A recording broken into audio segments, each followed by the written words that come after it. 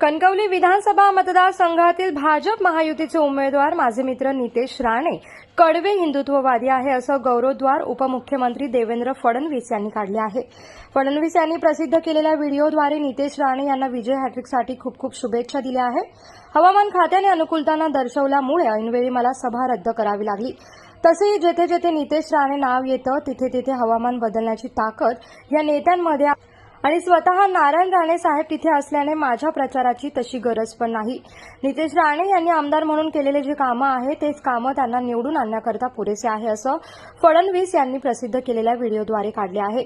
नितेश राणे यांना मोठ्या मताधिक्याने निवडून द्या असं आवाहनही फडणवीस यांनी कणकवली मतदारसंघातील सर्व मतदारांना केलं आहे।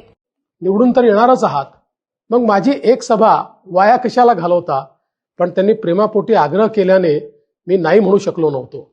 असो, सभा रद्द झाली तरी माझ्या शुभेच्छा कायम त्यांच्या पाठीशी आहेत।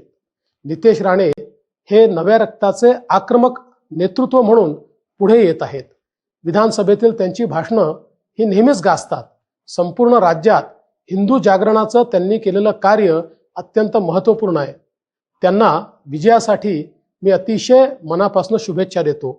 कणकवली मतदारसंघातील सर्व मतदारांना माझे विनम्र आवाहन आहे की मोठ्या मताधिक्याने नितेश राणे यांना निवडून द्या। संघटित शक्तीसाठी त्यांनी विधानसभेत असलेच पाहिजे। त्यांना आमदारकीच्या हॅट्रिकसाठी खूप खूप शुभेच्छा।